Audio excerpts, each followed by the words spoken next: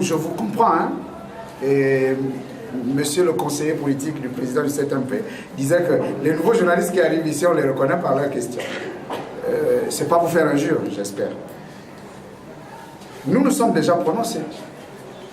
Et nous étions même les premiers à nous prononcer. Hélas, vous avez raté l'info. Mais c'est le problème du Gabon et c'est tout cela que nous voulons corriger. Parce que vous savez, le métier de journalisme, qui est un métier noble, est un métier qui est exigeant et qui vous exige à vous d'aller chercher l'information. Qui vous exige à vous d'être à l'affût de l'information. Je vais répondre, puisque vous n'avez pas suivi notre déclaration, qui a eu lieu juste le lendemain après la remise de ce rapport au président de la République. Lorsque nous étions en commission avec le Premier ministre, il y avait une clause dans le règlement intérieur qui obligeait à toutes les parties de ne pas se prononcer et de ne pas parler du contenu des débats et des accords avant que l'on ne remette le rapport au président de la République qui avait demandé donc ce travail. C'était mercredi, la semaine dernière, je crois. Jeudi, nous avons tenu ici, pas dans cette pièce, mais dans celle juste à côté, un point de presse. Je crois que certains journalistes ici étaient présents. TVS, et voilà, la Une, Télé Africa, etc., etc. Et nous avons dit que le report de l'élection n'était même pas une volonté d'un parti politique, c'est la volonté de la commission. Et c'est l'une des recommandations. Nous nous sommes dit, d'après ce qui a été décidé, de faire évoluer la solution du ministère de l'Intérieur. Parce qu'il nous a semblé qu'il voulait faire une biométrie, passez-moi l'expression, tropicalisée.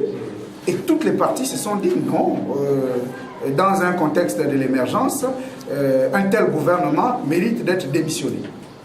Et donc, il fallait voir une autre solution. Celle de faire quelque chose qui pourrait quand même être du goût de l'émergence qui nous est tant chanté. Puisqu'il paraît que le Gabon est en train de connaître des lendemains meilleurs, avec une meilleure gestion, avec une rigueur, un arrimage avec les pays développés. Et nous avons dit donc au gouvernement que c'était tout indiqué, et c'était d'ailleurs à son honneur, de faire une biométrie un peu plus sérieuse.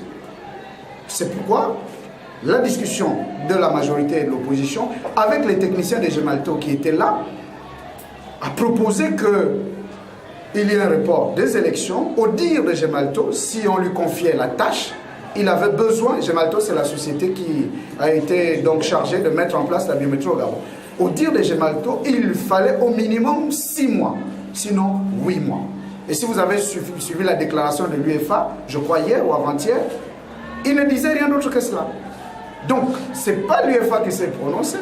L'UEFA n'a fait que dire les résolutions qui ont été portées à l'attention du chef de l'État. Maintenant, il faut dire qu'il y a un débat politique qui s'est engagé dès le jour où nous étions avec le Premier ministre.